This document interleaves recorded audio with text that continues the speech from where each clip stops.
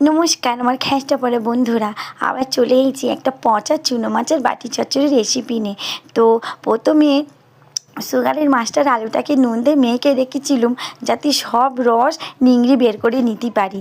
তারপর পচা চুনো মাছের উপরে একে একে খুন করে কেটে কুচি কুচি করে রাখা পেঁয়াজ, লঙ্কা, টমটম আরও অনেক গতরের অভাবে গুঁড়ো লঙ্কা, হলুদ, জিরে, ধনে ভালো করে দিয়ে হাতের জোর দিয়ে একটু মেখে নিলুম।